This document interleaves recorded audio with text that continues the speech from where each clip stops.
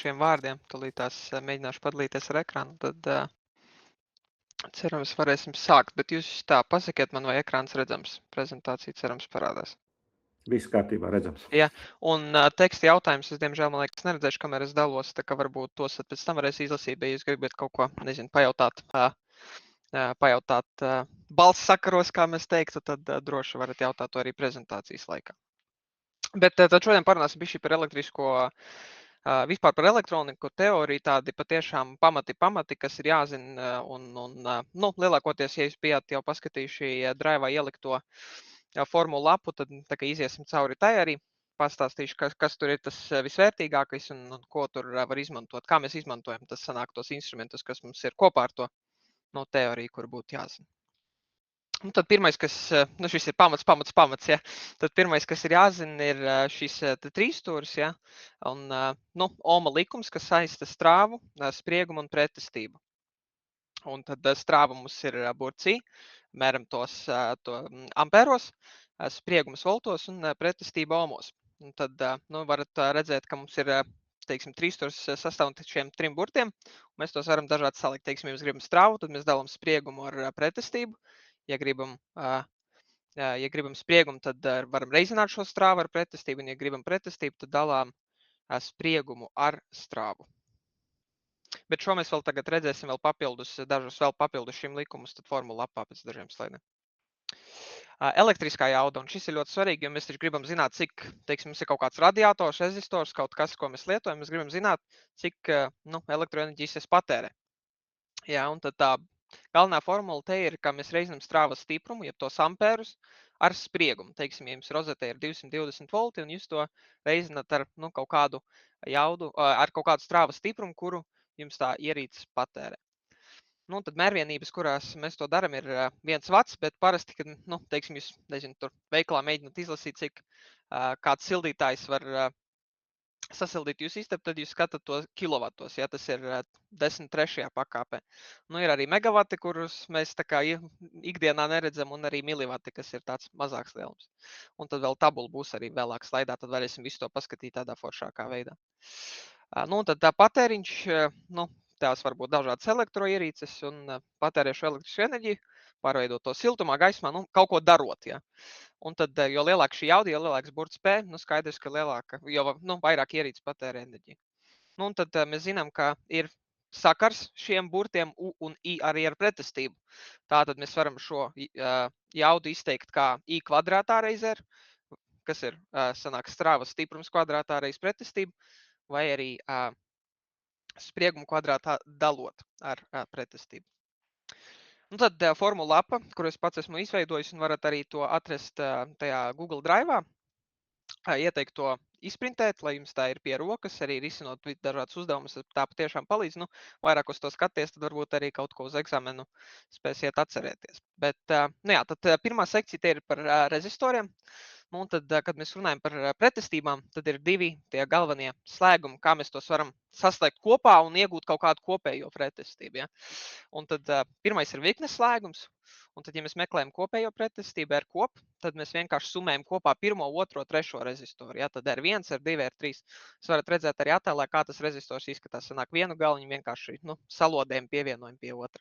Un tad tā var darām arī līdz kaut kādam RN, varbūt bezgalīgi daudz to rezistoru. Un tad paralēlais slēgums ir tā, ka mēs divus galiņus satnam kopā un pie abiem vienlaicīgi, ja, kaut ko varam pieslēgt. Un tad te kopējā pretestība ir 1 dalīts ar R kopu, ir vienāda ar 1 dalīts ar R1, 1 dalīts ar R2 un tādā veidā līdz bezgalībai. Bet, ja jums ir 2 rezistori, jo bieži vien šajos uzdevumos parasti ir 2 un ne vairāk rezistori, tad vienkārši jūs varat reizināt pirmo pretestību ar otro un dalīt ar to pretestību summu. Ja. Un tad tas R kopa, R1, R2 ir tās pretestības. Nerunājam vēl par kapacitāti, bet šis jums arī būs, un te vienkārši jāatgādina sev, ka likums ir pretēji. Sanāk tā, ka ja mēs kondensatorus savienojam virknes slēgumā, tad mēs to darām tāpat kā rezistoru paralēlajā slēgumā. Sanāk 1 dalīts ar kopējo kapacitāti, ir 1 dalīts ar pirmā kondensatora kapacitāti un tā līdz C CN, nu, pēc bezgalībai, jā, vienkārši sumējam viņus kopā. Nu, tad paralēlajā slēgumā viss ir vieglāk vienkārši to kondensātoru summu, un tad kapacitāti mēs mēram farādos. Nu, tad trešais, un šīs attēls man tā kā ļoti patīk, jo te patiešām var redzēt visas formulas, kas pastāv. Jā, tad te mums ir gan I, gan U, gan R, gan arī, nu, power jeb jauda. Nu, tad, ja mēs paskatīsimies, teiksim, mēs gribam izteikt strāvu, jā, tad mēs varam paņemt, ka tie ir tie, nu, un spriegums te parādās ar burtu I, jā, tāda amerikāņu sistēma. Bet sanāk tā, ka mēs mēģinām atrast strāvu, tad mēs dalām spriegumu ar pretestību, ko mēs redzējām. Varam arī dalīt jaudu ar spriegumu, un tad varam arī paņemt kvadrātu sakni, un tad tā būs jauda dalīta ar pretestību. Nu, tad, jebko, ko jums vajag izrēķināt ar dotiem kaut kādiem skaitļiem, ja ar dotiem lielumiem, jūs varat atrast tam formuli šī te aplī. Tā, tad ejam tālāk, pagaidām par to maņstrāvu, līdzstrāvu varam nerunāt. Nu, te tā ātri vienkārši pārskatot, lai nepaliek tāds, nezinu, tukšs laukums formulu lapā, sanāk tā, ka ja mēs mēram spriegumu,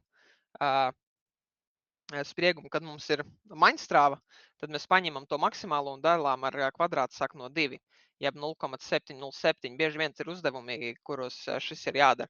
Ja mēs mēģinām aprēķināt maksimālo spriegumu, tad mēs reizinām ar kvadrātu sakni no 2, jeb 1,414. Nu, un tad peak to peak sanāk no augstākā punkta līdz augstākajam punktam šajā sinusveidīgajā vilnī. Tad mēs divreiz U-max paņemam, un tad sanāk tas P2P. Tā P2P vērtība, nu, no smailes līdz smailes.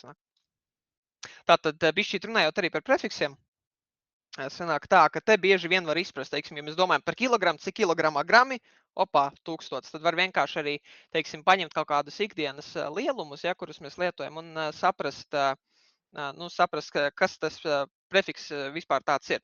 Bet, nu, lielākoties jāatcerās, tie galvenie ir kilo, mega, nu, un arī, teiksim, mili, mikro, nano un piko. Tos nano, piko, mikro, jā, vajag arī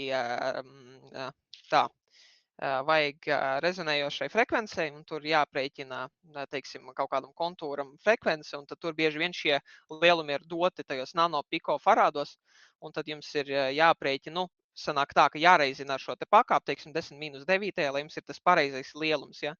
Nu, kalkulātorē jau baigi neizdevīgi rakstīt tur 100 nulles, ja vienkārši ieraksta 10-9, un viss tiek aprēķināts.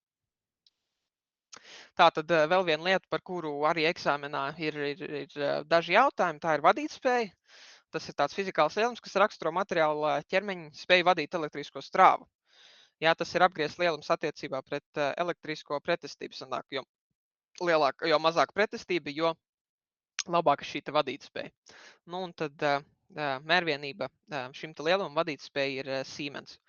Nu, un tad jūs varat redzēt, ka sudrabs ir ļoti labs vadītājs, ja varš bišķīt sliktāks alumīnijs. Tā kā, kāpēc mēs, teiksim, badus, ja mūsu mājās taisam no vara, ja?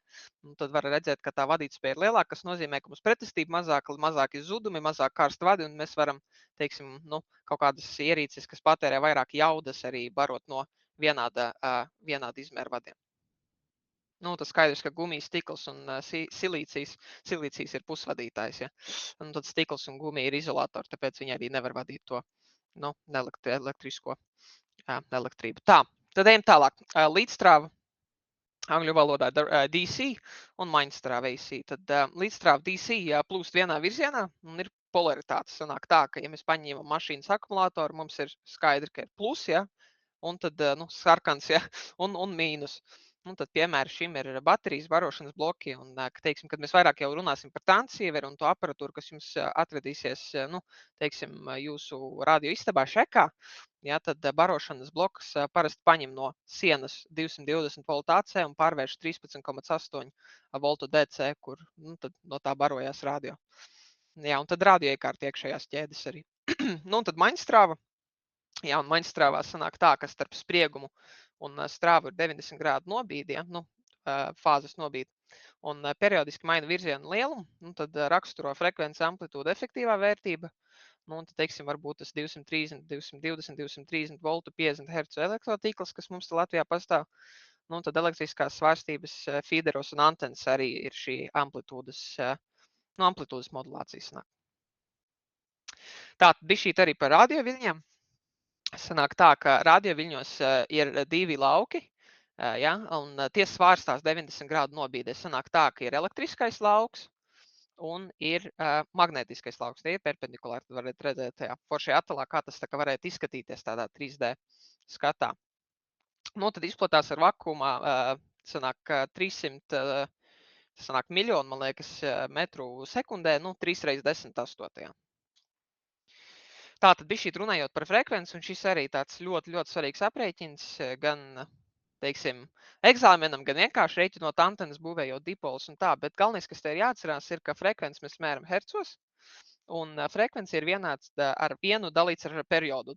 Periods ir T, un šo te periodu, periodam lielums ir sekundes, bet periodu mēs varam arī aprēķināt, sanāk dalot viennieku ar to frekvenci. Jeb frekvenci ir vienāds ar 1 dalīts ar T, un T ir vienāds 1 dalīts ar frekvenci. Un tad bišķīt aiziešu tālāk, un tad te jūs arī varat to redzēt. Ja? Periods un frekvence zem 6. punkta, periods un frekvence F, nu, tad tas, ko es teicu. Ja? Un tad frekvence hercos, periods sekundēs. Tad par 5. punktu mēs vēl tā parunāsim bišķi vēlāk. Tā, viļņa garums. Ja, tad viļņa garums ir attālums starp divām viļņa maksimumiem vai minimumiem. Īsti jebkādiem punktiem mēs varam paņemt gan minimumu, gan arī viduci, ja, nu, kā jūs redzat attēlā. Un mēs to varam izteikt kaut kādā, teiksim, kilometros, metros, centimetros, milimetros, ja, kaut kādā distancē. Nu, un tad sakarība, ka mums šis te foršais simbols lambda ir vienāda ar C, kas ir gaismas ātrums, dalīts ar frekvenci. Ja, tad paņemu, ka lambda mums ir 3 reizes 10 8 dalīts ar doto frekvenci. Tad arī bišķīt par radioviļņu polarizāciju. Tas arī tas, ko mēs redzējām, laikas dažus slaidus iepriekš. Ja. Tad tagad tie divi lauki ir sadalīti. Sanāk tā, ka mēs pirmajā attēlā redzam vai nu elektrisko vai nu magnētisko lauku, un tad arī ar 90 grādu nobīt to pretējo. Bet mēs varam arī šo lauku dažādi polarizēt. Un nu, skatīties, kā tas, teiksim, ietekmē mūsu antenas darbību. Ja? Un vertikālā polarizācija nozīmē, ka elektriskais lauks stāv vertikāli un magnētiskais lauks horizontāli. Ja? Un antena parasti stāv vertikāli šādā gadījumā. Un horizontālā polarizācija nozīmē, ka elektriskais lauks horizontāli, magnētiskais lauks vertikāli un antena novietot horizontāli. Teiksim, ja jūs zināt, kas ir jāgi antena, tad tā būtu horizontāla polarizācija, un ja kaut kāds vertikālis, ja? Kaut kāds vertikāls stienīts vai tā, tad nu, tā būtu vertikālā polarizācija. Bet par antenu tipiem varbūt arī vēlāk parunāsim. Jā, nu tad 5. arī, kas man liekas nav iekļauts slaidos, bet par to arī parunāšu, un te arī tie lielumi patiešām nu, svarīgi un jāskatās uz tiem metriskiem prefiksiem. Ja, bet formula, kas jums ir jāzina, ir, ka frekvence ir vienāda ar 1 dalīts ar 2pi, un pi ir 3,142 apmēram. Ja, un tad ņemam kvadrāts sakni no induktivitātes un kapacitātes. Un visi šie lielumi tiek jums doti, ja, nu pi jums jāzina, un tad L un C jums tiek doti, jums jāprēķina rezonējošā frekvence.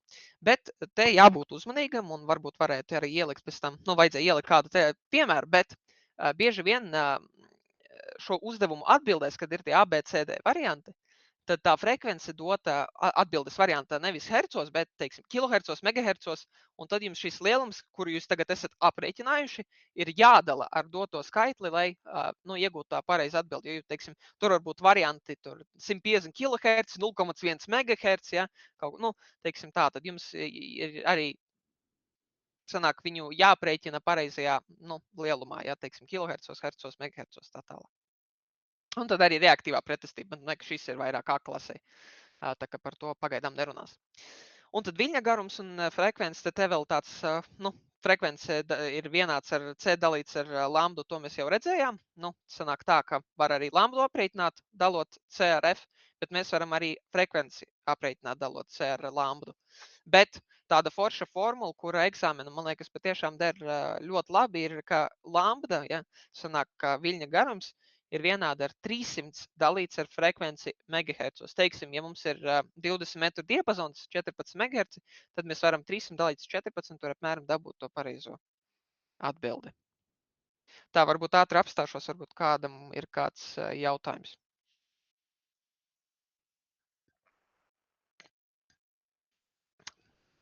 Nav tas priecē, varam iet tālāk. Varbūt kāds pacēl roku pēc skaņas, man liekas. Man jautājums, es gāju caur jautājumu un redzēju, kur vienai antena ir horizontālā un vertikālā polarizācija, bet bija arī izotropiskā, kas tā ir. Var pastāstīt? Jā, izotropiska antena ir antena, kas raida visos virzienos. Sanāk tā, ka tai nav dota raidīšanas virziena, nav, nu, ja es pareizi saprotu, un varbūt Gunārs varēs arī piekorektēt, bet ka raida visos virzienos, ir tāds perfekts aplis, sanāk, ja, sfēra tāda. Nu, drīkst piekriģēt, tas ir tāda Jā, antena neeksistē dzīvē. Tas ir teorētisks modelis, tas ir visu aprēķinu sākuma punkts, no kā rēķināt tālāk visas pārējās antenas. Tas ir teorētiska antena, viņa tāda neeksistē. Tā būtu ideālos apstākļos ideāla antena, bet... Varam sapņot, bet tādas nav, jā. Varbūt kāds vēl Paldies, kāda bilde? Ne? Ok, super. Tā, tad ejam tālāk. Un tad bišķīt arī par skaņas un ciparu signāliem. Sanāk tā, ka analogies signāli izskatās kā tāds, nezinu, vairāk dabīgs. Jā, vilnis, nepārtraukts signāls, var paņemt jebkura vērtību, ir pietiekoši arī jutīgs pret traucējumiem. Nu, un piemērs var minēt, teiksim, balss modulācija, SSB, FMs, nu, un arī CW, jeb telegrāfs mūris. Un cipars signāli sanāk tā, ka mums ir tikai divas vērtības. Mums ir vērtība vai nu 0, ja, izslēgts, vai nu ieslēgts, jeb 1. Ja ir divi noteikti līmeņi, ir krietni labāka trokšņa noturība, jo mums nav tā starpvērtību, kur mēs varam pazaudēties. Nu, un piemēri ir kaut kādi, teiksim, tās MGM, Machine Generated Modes, ja, FT8, PSK31, RITIS un tā tālāk. Nu, tad modulācija, ja, un vispār galvenais, ko mūsu transīvers raidītājs dara, ir modulē mūsu signālu. Un tad izraida, ja, un pastiprina un tā. Bet modulācija radiosakaros ir process, kur zemās frekvences, informācijas signāls, balss, kaut kāda dati, mūzika, kuru mēs raidam, tiek uzlikts uz augstas frekvences nesēja viļņa. Ja, un tad mēs samainam amplitūdu, frekvences fāzi, un tad tas mums ļauj paraidīt šo informāciju lielos attālumos, samazina arī traucējumus, nodrošina efektīvu frekvenču spektru izmantošanu. Ja, jo mēs varam paņemt, teiksim, balsi, kas ir pietiekoši plata, bišķīt to saspiest, un tad pēkšņi mums tas raidīšanas joslas platums paliek mazāks. Nu, tad tas arī nozīmē, ka mums dotajā diapazonā var strādāt vairāki raidītāji, ja, korespondenti vienlaicīgi. Un tad ir dažādi amplitūdas modulācijas veidi, teiksim, paveidi. Ja? Tad amplitūdas modulācija kā tāda tiek mainīts nesēja viļņas stiprums, ja, jeb amplitūda. Sanāk tā, ka mums ir kaut kāda informācija, mums ir nesējas, jeb carrier, un mēs šo carrier mainam tā amplitūdu, lai kodētu iekšā kaut kādu informāciju. Jā, un tad tas izskatās šādi, ka mēs varam redzēt, ja salīdzinām dotu amplitūdu, teiksim, tam pirmajam solim, tā atšķirās no 2., 3., 5. un tā tālāk soli. Frekvences modulācija, kā redzat, es uzreiz pat, tekstu var izlasīt, bet, manuprāt, patiešām jāstrādā vizuāli. Un frekvences modulācija, jūs varat redzēt, ka amplitūda nemainās. Tātad, ja mēs salīdzinām divus attēlus, ja, AM signālu, ja, te mums mainās modulācija, jeb augstums tam vilnim, un te tas ir konstants, nemainās. Bet tas, ko mēs te mainām, ir, sanāk tā, mainot nesēja viļņa frekvenci, ja, un proporcionāli šī te modulējošā signāla amplitūdai. Un tad, kamēr, skaidrs, ka amplitūda un fāze paliek nemainīgas, bet šim vajag bišķīt platāku joslu, ja, jo mums vajag lielāku, teiksim, to frekvenču kopu, kurā mēs varam šo signālu arī modulēt, bet šoreiz jau ar frekvenci, nevis ar amplitūdu. Tāpēc arī mašīnā, kad jums, zināt, varbūt klausties radio, tad parasti viss tagad notiek FM modulācijā, jā, labāk skan, bet amplitūdas modulācijā, vēl, teiksim, radījumi tie ir krietni biežāk strādā. Tad sāņoslas modulācija. Tā tad atkal varam paskatīt tos attēlus, manuprāt, vizuāli būs vieglāk. Tad tajā full AM modulation mēs redzam, ka mums ir divas daļiņas. Sanāk tā, ka pa centru ir tā nesēja frekvence, pa kreisi mums ir amplitūdas modulācija nesējuma, un arī pa kreisi tiek modulēta amplitūda. Un tad to, ko radiometri dara, ja, mums ir ierobežots diapazons, kurā mēs varam strādāt kaut kādu frekvenču kopa, un mums tas jāizmanto pēc iespējas efektīvāk. Un lai mēs varam, vairāk korespondentu var raidīt vienlaicīgi, mēs gribam izmantot mazāku šo te, teiksim, platumu, ja, kas mums ir ierobežots, un tādēļ mēs sagriežam šo AM modulāciju divās daļās. Ja, iznesam ārā nesēja frekvenci, un problēma ar nesēja frekvenci ir tāda, ka, lai to raidītu, vajag arī lietot jaudu, un nesēja frekvenci nesatur nekādu informāciju, tādēļ mēs to raidam īsti daļai bezjēdzīgi kā radiometri. Un tāpēc mēs gribam visu savu jaudu iekļaut tajā daļā, kur mums notiek kaut kāda amplitūda, lai cilvēks otrajā galā pēc iespējas mums var labāk saprast. Un tad sanāk tā, ka mēs vienkārši izņemam ārā šo te nesēju, izņemam ārā, un tad arī izņemam ārā vai nu kreiso, vai nu labo pusi. Un tad SSB modulācijas ir divi paveidi, un tad pirmā ir USB, jeb upper sideband, ja? Upper sideband, jo mums ir viena mala, un tad tā ir no augšas, vai arī lower sideband, LSB. Un tad, jā, kāpēc mēs to izmantojam? Mazāks joslas platums parasti no 2,4 līdz 3 kHz. Skaidrs, ka augstāka efektivitāte, jo mēs varam raidīt ar lielāku jaudu mazākā platumā. Jā, tādēļ mums ir tad labāk sakara distance pie tās pašas jaudas. Tātad CW, ja telegrāfs, jā, kāds jautājums? Matīs, ja drīkst, jā, droši. Mazliet par sānu joslas modulāciju, tu uzreiz vienkārši piebilst vienu punktu, kas arī obligāti būs eksāmenā. Tad apakšējo sānu joslu, jeb LSB, lower sideband, mēs lietojam zem 10 MHz. Ja mēs raidām virs 10 MHz, tad mēs lietojam upper sideband, jeb USB. Tātad 10 MHz uz leju mēs lietojam LSB, 10 MHz uz augšu mēs lietojam USB. Šis jautājums viennozīmīgi ir eksāmenā. Paldies, Matīs. Jā, un es arī varbūt aicinātu jūs apskatīt, ir vairāk saites, un man liekas arī sakara lapā ir bandplans. Tad jūs varat paskatīt, un Jāru saitē arī. Tu varat paskatīties, kurās modēs mēs raidam, kurā diapazonā daļā, un tad tur arī būs uzrakstīts, kur mēs raidam USB, kur LSB un tā tālāk. Tātad CW, nerimstošais vilnis, continuous wave, ja? Tad tas ir visvienkāršākais radio signāls. Ja mēs iedomājamies šo amplitūdas modulāciju, iedomājamies to nesēju, bet bez amplitūdas modulācijas sanāk paliek tikai nesējs. Ja? Un tad tas ir tīrs sinusoidāls vilnis, un informācija tiek kodēta to ieslēdzot vai izslēdzot. Sanāk tā, ka tas ir gandrīz vai tāds digitāls signāls. Vai nu mēs raidam, ja, to continuous wave CW vilni, ja, vai nu mēs neraidam.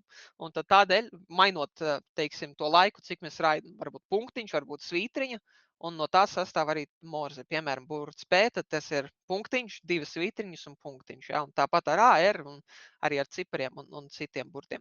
Un efektīvākais, kāpēc mēs vispār to darīt, ja? Kāpēc mēs nevaram vienkārši runāt? Varam, bet problēma ir tajā, ka mums ir ierobežota jauda, bet mēs gribam, lai mūsu signāls tiek pēc iespējas, teiksim, var veikt lielāku ceļu, lielāku distanci. Un tāpēc mēs mēģinam koncentrēt to jaudu, kas mums transīverī jaudas pakāpē ir pieejama, pēc iespējas mazākā atkal platumā, lai mums tas signāls ir stiprāks un izsitās cauri, teiksim, ionosfērai, ja? No ionosfēras traucējumiem un tā. Un tā tad vēl runājot par jaudu, ja, tad jauda ir attiecība ar signāla stiprumu, un tad sanāk tā, ka tas, kas mums ir jāatcerās, ir, ka, ja mēs jaudu palielinam 2 reizes, tad signāls paliek par 3 decibeliem skaļāks, un tad tulītās arī būs slaids, kur ir formula, lai šo aprēķinātu. Bet, ja mēs palielinam jaudu 4 reizes, tad tas ir 6 decibeli skaļāks, tā kā attiecība nav 1 pret 1 un nav arī lineāra. Bet jāatcerās tas, ka ja mums ir 4 reizes lielāka jauda un to 6 decibelu uzlabojums, tā ir apmēram viena S vienība radio. Un tad bieži vien varbūt jūs esat skatījušies, teiksim, īsviļņu transīveru kaut kādus attēlus, tad jūs varat priekš redzēt, ka ir kaut kāda skala, un tur ir rakstīts tur S1, S2, S3, S4, S5, S6 un tā tālāk. Tad jūs varat zināt, ka, teiksim, ja mēs salīdzinām signālu, kas ir S9 vērtības stiprs un S8 stiprs, tad mēs varam pateikt, ka, teiksim, tas ir 4 reizes jaudīgāks un atšķirība ir 6 decibeli. Un tad te ir tabula un eksāmenam īsti, manuprāt, ir 2 pieejas. Vai nu jūs mēģināt atcerēties tās visbiežāk lietojamās decibelu vienības un arī jaudu, un te vēl papildus būtu jāpieliek arī spriegums, jo decibelos var arī, teiksim, mums ir 2 kategorijas, ir jauda un, kā jūs varat redzēt pēc formulām, un ir spriegums, ja. Bet, tie biežākie, kas ir jāatcerās, ir 3 decibeli, ja 2 reižu stiprāks signāls 6 decibeli, apmēram 4, ja tur 10 būtu labi atcerēties 20, 30 un 40. Bet, ja jūs, teiksim, ar atmiņu varbūt nav pārāk labi, vieglāk atcerēties 2 formulas, tātad, ja mēs rēķinam decibelus jaudai, tad mēs paņemam 10 reiz logaritmu no jaudas, kas ir tagad, ja, kuru mēs mēģinām aprēķināt, un dalām ar to atskaites līmeni, kas mums bija iepriekš. Piemēram, ja mums jauda šobrīd ir 1000 vati, ja, kilovats, un mums iepriekš bija 100 vati, tad mēs paņemam 1000 dalīts ar 100. Un ja mēs to pašu decibelu uzlabojumu, ja, vai arī pasliktinājumu, ja mums ir vājāks signāls, gribam aprēķināt spriegumam, tad mēs reiķinam reizinam 20 ar logaritmu no tā sprieguma, kas mums tagad ir, un dalām ar atkal to atskaitas līmeni, jeb sākotnējo spriegumu. Nu, tad sanāk, ka mērvienības te mums ir ar decibelos. Tā. Skatās, ka prezentācijas beigas. Prezentācija neveidoja. Tā kā varbūt vēl kaut ko varētu pastāstīt, bet droši varbūt ir kādi jautājumi.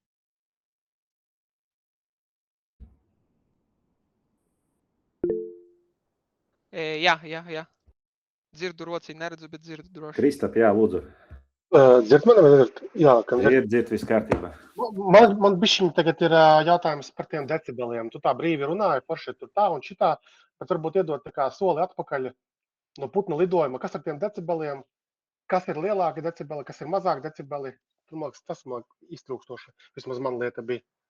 Labi, tūlītās tad padalīšos vēlreiz ar tā sekundīti. Cerams tā. Redzat prezentāciju, ja? Jā, viss kārtībā. Jā, super. Ok, nu tad sanāk tā, ka decibels mums pasaka, cik reižu skaļāks mums ir, teiksim, kaut kāda skaņa, signāls, jā, spriegums, un katrs nākamais decibels ir kaut kas, kas ir divreiz skaļāks. Un jāatcerās, ka šī ir logaritmiska vērtība, tas nozīmē, ka, manuprāt, vispār tāds labs piemērs būtu, ja mēs aizējam Desmusā, un ieliekam logaritmu, tūlītās varbūt tas pagaidām vēl bišķī tā izskatās neskaidri, bet, ja mēs ieliekam logaritmu vērtību, tad jūs varat redzēt, ka tā nav lineāra. Tas nozīmē, ka, viņa sanāk tā, ka mums izmaiņa, ja, sākumā ir straujāk, un tad mazāk un mazāk. Bet kur mēs to vispār izmantojam? Piemēram, varbūt jūs esat redzējuši, ka ir kaut kāda skaņa, un mēs mēģinam izmērīt, cik tā ir skaļa. Un tad tā mērvienība ir decibeli. Un tad decibeli ir patiešām labi salīdzinājumi, kā jūs redzējāt, ka mēs varam saprast, ka mums ir divreiz skaļāks signāls, ka mums izaug tas pat 3 decibeliem.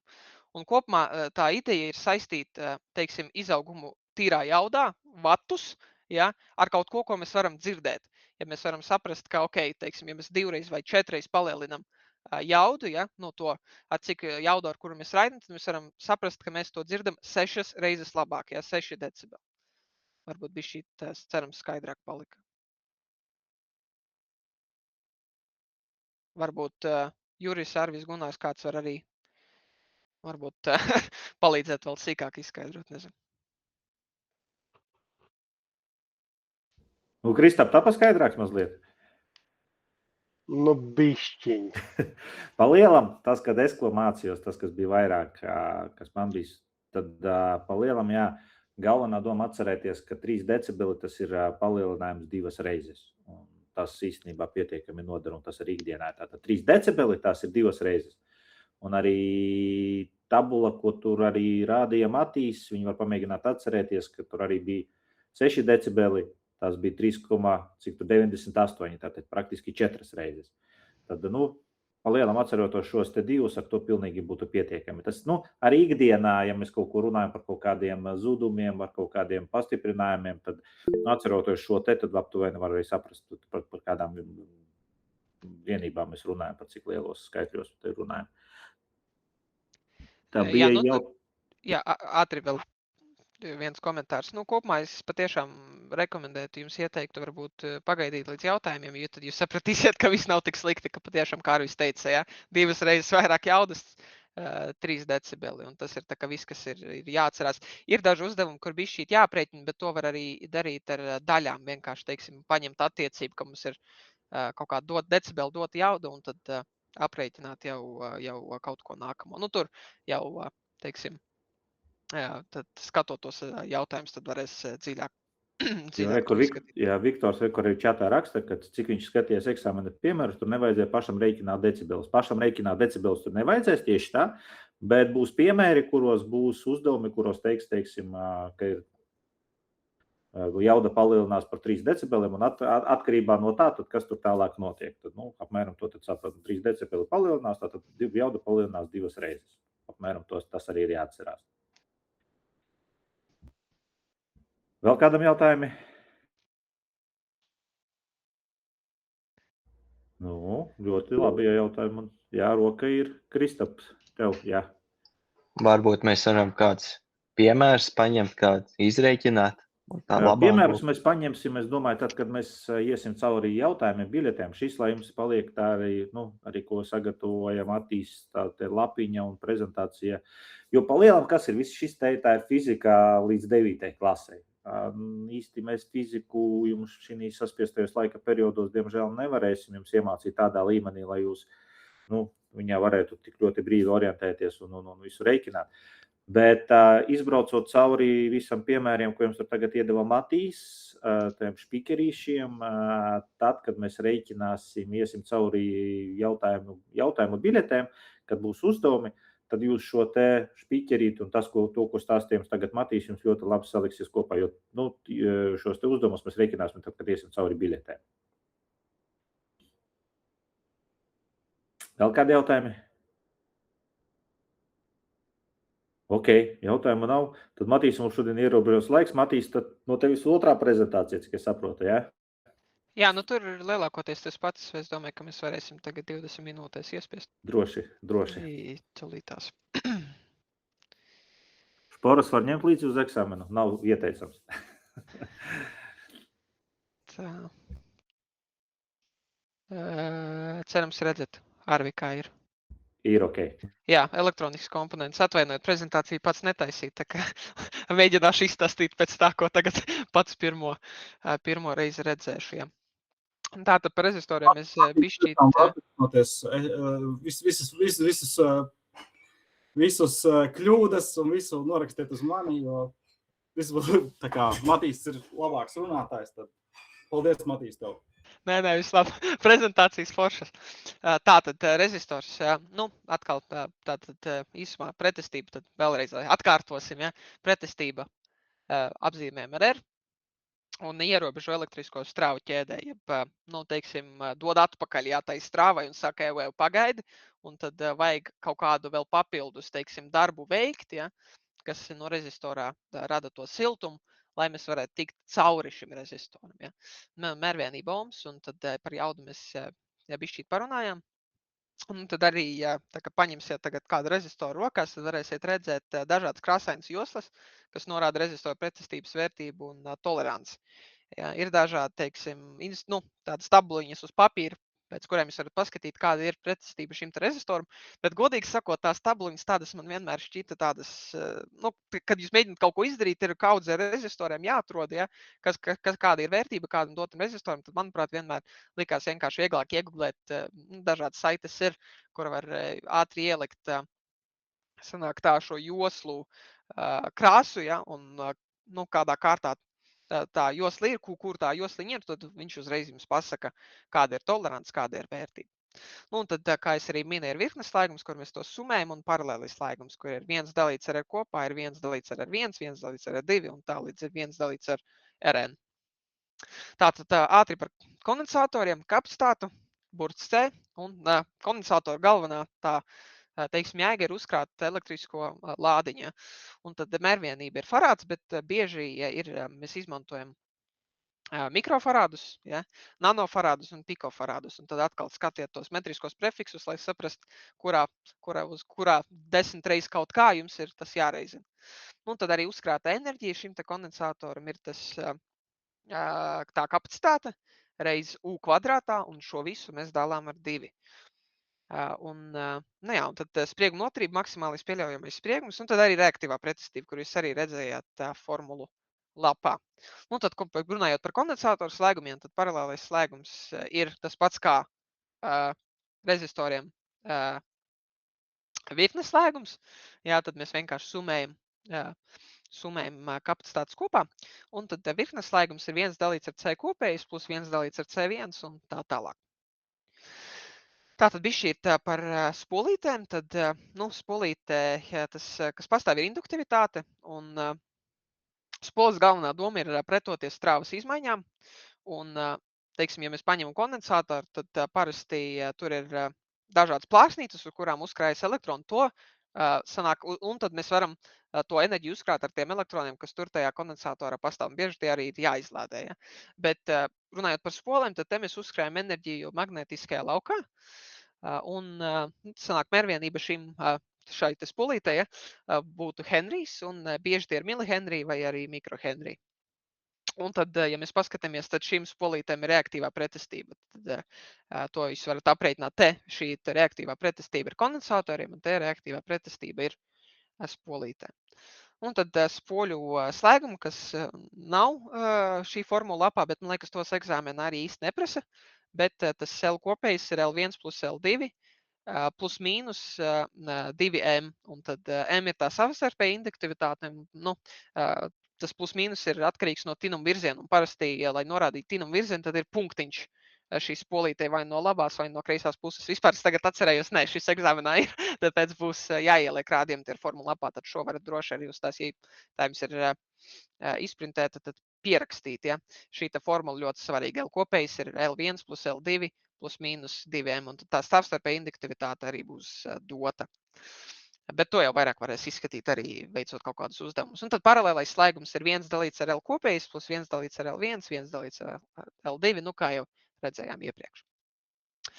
Tātad bišķīt runājot par transformatoriem. Transformators ir ierīce, kas maņstrāvas elektromagnētisko indukciju pārveido spriegumu un strāvu. Sanāk tā, ka ja mums no vienas puses ir liels spriegums, ja, un mēs to gribam pārvērst mazākā spriegumā, tad mēs atkarībā no šo te vijumu skaita, ja, attiecību, tad mēs varam transformatorā to pārvērst kaut kādā mazākā spriegumā un to darīt ļoti efektīvi ar maziem zudumiem. Ja, un tad tās pamatdetaļas šāda veida transformatoram būtu primārais tinums, sekundārais tinums, ja, kas, sanāk, izēja, par to tā var domāt, un tad tā magnētiskā serde, un tā parasti sastāv no dzelzs vai ferīta, un tā, sanāk, apkopo to elektromagnētisko lauku, kas ir iekšā tajā serdē, lai tas neizplūst un lai nav tie lielie zudumi. Un tad darbības princips ir, ka mums ir maņstrāva pirmajā tinumā, rada mainīgu magnētisko lauku, un tad tas magnētiskais lauks inducē spriegumus sekundārajā tinumā. Un tad jūs varat redzēt, ka sprieguma attiecība ir vienāda ar strāvu attiecību. Sanāk tā, ka U2 dalīts ar U1 ir N2 dalīts ar N1. Tāpat arī ir strāva. Un tas N, tas ir to vijumu skaits, bet redziet, viņi ir apgriezti. Sanāk tā, ka ja mums vienā ir liels spriegums, maza strāva, tad otrajā būs, sanāk tā, ka pretīs, ja vienā ir liels spriegums, otrajā būs mazs spriegums, un ja vienā ir maza strāva, tad otrajā būs lielāka strāva. Tātad bišķīt runājot arī par diodēm, un, manuprāt, šie te attēli jums būtu patiešām jāzina, jo tie ir eksāmenā, jaunākajās eksāmena versijās, un tad diode ir pusvadītāja elements, kas vada strāvu vienā virzienā un bloķē pretējā. Sanāk tā, ka ja mēs pieslēdzam šo te diodi ar plusu pie plusu un ar mīnus pie mīnus, teiksim, ja, apmēram pareizā, tad mums strāva plūst. Bet, ja mēs to izdaram pretējā virzienā, tad sanāk šī dioda bloķē to strāvu. Un tad sanāk tā, ka diodē ir divi gali, anods un katods, un strāva plūst no anoda uz katodu. Un tad ir dažādi veidi diodes. Ja ir taisngriežu dioda, sanāk, ka viņi ir maņstrāvas pārveidošanas līdzstrāvā domāta, ja, ir, sanāk, angļu valodā termins rectification, ja, un ir dažādi veidi, kā šīs diodes var savienot kopā, lai mēs varam izlīdzināt šo AC, jeb maņstrāvu un izveidot no tās līdzstrāvu. Ir arī gaismas diodes, jūs to varat redzēt ar tām divām bultiņām, ja, un gaismas izstārošanai domāts. Un ir arī Zener diodes, sanāk, sprieguma stabilizēšanai. Tad Zener diodes tiek apzīmētas ar šo te kociņu pie, kur jūs redzat tādu vertikālu līniju. Un tad ir arī tranzistori. Sanāk tā, ka šis ir pusvadītāja elements, kuru mēs izmantojam signāla pastiprināšanai vai slēgšanai. Un ir arī dažādi veidi tranzistori. Sanāk tā, ka ir bipolārie tranzistori, jeb NPN, PNP, un lauktranzistoru, jeb FET. Nu, un tad galvenais, kas jums te jāatcerās, ir, ka B ir bāze, C ir kolektors un E ir emiters.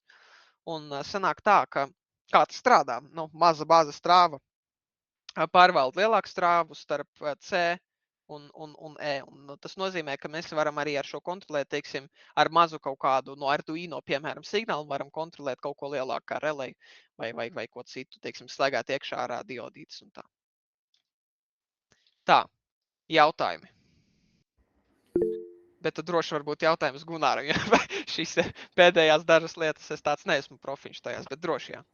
Jā, Kristap, droši. Man ir jautājums, var lūdzu vēlreiz par tām spolītēm pastāstīt, kāda bija nozīme ar tiem punktiņiem? Jā, sanāk tā, ka es te varu zīmēt vai nevaru zīmēt. Labi, tā. Sanāk tā, ka spoles mēs varam saslēgt, kad mēs tās saslēdzam virknē, tad un eksāmenā būs dota šī spolīte, kur jūs redzat, bet spolītes sākumā, kur ir tā horizontālā līnija, tur būs dots vai nu punktiņš, nu, vai nu vienā, vai nu otrā galā būs punktiņš.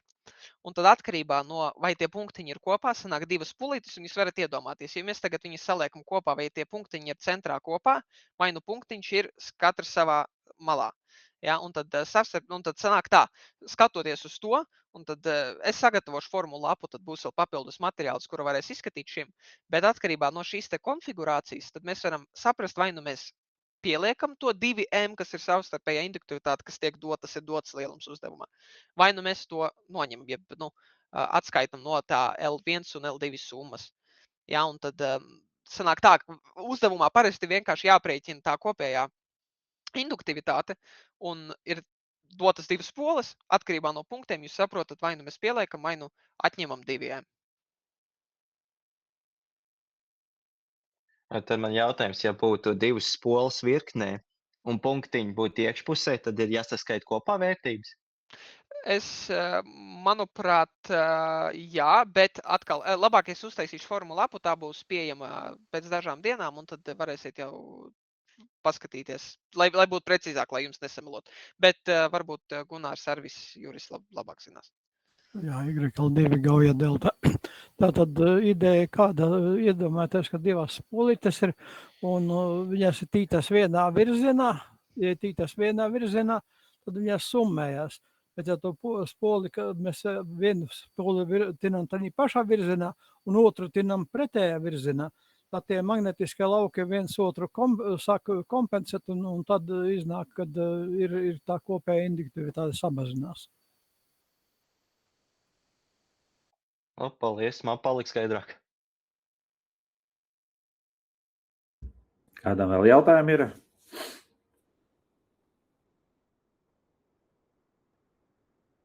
Klusums. Vai nu nekas nav skaidrs, vai viss ir skaidrs. Bet no savas puses, ko es gribu pielikt, jā, tad Matīs tā ļoti operatīvi un skaisti izskrēja visam šai fizikai cauri. Un es pieļauju, ka lielai daļai droši vien bija tāds blomājs, kad uzsprāga smadzenes, jā, ka nevar neko saprast, kas tur tagad notikās. Un varbūt kādam pat iezagās doma, ka nu nē, tas nav priekš manis, tad es gribu jūs atrunāt, pateikt, ka nē. Šie visi jautājumi ir jā, fizika, jā, tie, kas ir varbūt vecāka gada gājuma, varbūt tādi, kas 20 plus gadus atpakaļ beiguši skolu, kādreiz mēs skolā to mācījāmies, protams, tagad mēs to vairs neatceramies. Bet ir divi varianti. Viens variants ir ļoti gribās un ļoti vajaga, protams, tas ir ļoti labi, paņemt fizikas grāmatu, iziet vēlreiz cauri visiem šiem te fizikai un varbūt kaut kā atcerēties.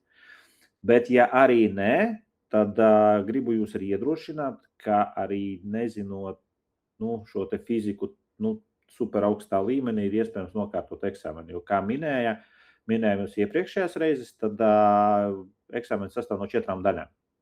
Un šī te fizikas jautājumu daļa ir tikai viena no. Un kā piemēru es jums varu minēt 7. klases skolēnu, kuram vispār fizikas nebija, viņš aizgāja un šo eksāmenu nokārtoja 75%. Tā ka, ja jūs ļoti labi orientēsieties visos pārējos jautājumos, un arī fizikas jautājumu sadaļā es jums varu apgalvot droši, būs 2, 3 līdz 4 jautājumi, kurus jūs spēsiet atbildēt, pēc tā arī, ka mēs kopā parisināsim biļetes, kas ir pietiekami viegli un Nav nekas tur super sarežģīts un viegli atrisinājumi. Tā ka šie super sarežģītie jautājumi ar schēmām un visu pārējo būs, cik tur procentī, lai jums nesamalotu, laikam 10, ne vairāk. Tāpēc, kā saka, bez panikas, viss kārtībā, viss notiek, un jūs to arī redzēsiet, tā, ka mēs risināsim šos te biļetes, iesim cauri, tad jūs to arī redzēsiet, ka nekas traģisks un nekas ļoti tāds neiespējams šo te eksāmenu nokārtot nav. Tā, galvenais nepaļauties panikai. Bet jā, tad tas no manas puses, kas kā no radioamatīriem, kas viennozīmīgi, ko vajadzētu atcerēties, ir viļņa garuma aprēķināšana.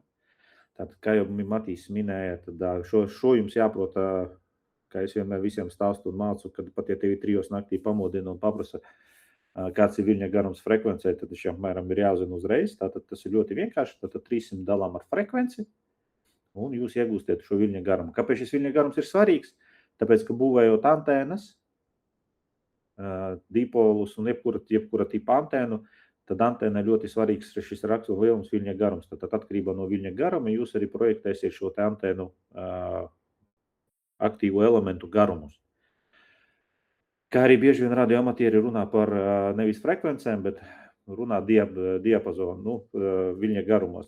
Es šodien raidīju 80 metros, es šodien raidīju 10 metros un tā tālāk un tā joprojām. Un tad automātiski mēs nerunājam par frekvencēm, parasti mēs runājam viļņa garumos. Kādā diapazonā, 2 metros, kādā diapazonā, un 23 centimetri. Un tad, tieši tādā veidā tas viss tā sarunas arī notiek. Tā, kad viļņa garums obligāti un decibeli, ko jau minējam, tātad šīs te 2 atcerēties, ar to pilnīgi pietiekuši. Un pārējais ir uz logiku, nekādas vainas, viss būs kārtībā. Kādi jautājumi varbūt kādam ir? Vēl viena formula, ko es ieteiktu atcerēties, tomēr ir rezonanses kontūra, rezonanses frekvences aprēķins. Tas ir tas 1 dalīta kvadrāta sakne no L reiz C. Tā saucamā Thomsona formula, principā radiotehnikas bāze. Elektrotehnikas bāze ir Ohma likums un radiotehnikas bāze ir Thomsona formula. Tad frekvence vienāda 1 dalīta ar 2π kvadrāta sakne no L reiz C. Un, protams, Ohma likums, bez tā nekur tas ir. Bet tas arī nekas sarežģīts nav. Jā, tās ir 2 formulas, kas eksāmenos ir, bet, kā jau Arvis teica, principā visa šī elektrotehnika procentāli uz kopēju eksāmenu jautājumu skaita ir ļoti neliela. Kādam jautājumi kādi ir? Redz, cik jauki. Šodien diezgan operatīvi tikām galā, ņemot vērā par to, ka tēma bija ļoti svarīga. Jā, Kristap. Man viens jautājums, es pieļauju, ka eksāmenā viņš nebūs, bet, tīri aiz interesi gribētu zināt, kāda varētu būt atbilde. Es varu nolasīt? Droši. Kurā pilsētā Latvijas radioamatieri noteikumi ierobežo raidījumu laiku 50 MHz joslā? Alūksnē, Daugavpilī, Rīgā, Talsos. Tad es uzreiz tev pajautāšu jautājumu. Tu jauno likumu esi lasījis, kas ir iznācis pēdējais? Laikam jau, ka nebūs tad. Bet izlasi, un tur šī jautājuma nebūs. Zini, kāpēc? Tāpēc, ka tas ir vecajā likumā, tur bija... Televīzija nebija gadījumā. Tā, es to pluņās uz sitienu pat pateikšu. Tā. Tūliņ. Tātad aizliegs raidīt joslā 50 līdz 52 MHz kuldīgā pirmās televīzijas kanāla raidītāja darbības laikā no teritorijas, kas iekļautas līnijā, Mažģirbe, Ģipka, Roja. Tātad tas bija runa par, ka televīzijas frekvences vēl bija aktuālas, bet šis jaunajā likumā vairs nav. Ok, skaidrs. Tad jau laikam, ja kuldīgā, tad tuvākais saņem Talsi. Mazirbe, Ģipka, Roja, Tukums, Auce, Lietuvas robeža, Rucava, Grobiņa, Pavilosta, Baltijas jūra, Mazirbe. Vienmēr sakot, nejauc galvu ar šo jautājumu. Es zinu, es sapratu, ka viņš nebūs eksāmenā tikai tā. Es interesi gribēju paprasīt. Tas ir no vecās rudimentārismas, kas ir palicis vēl. Bet aktuālajos jautājumos viņa nebūs. Jā, sapratu. Labi, paldies. Jā, lūdzu. Vēl kādi jautājumi?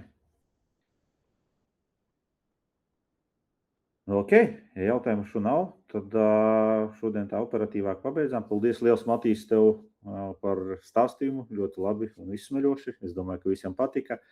Tad Matīs tur pielabos to špikerīti, būs pieejams Google Drive. Nākamā mūsu tikšanās ir ceturtdien, 19.00. Sāksim runāt arī par kaut ko mazliet interesantāku. Tad ļoti ceru jūs visus ceturtdien arī satikt. Tad, kā vienmēr, ja jautājumu vairs nav, liels paldies, ka bijāt šovakar ar mums. Paldies, ka pievienojāties un tiekamies tad ceturtdien 19.00. Visiem 7-3. 7-3. Visu to labāko. Paldies, visu labu!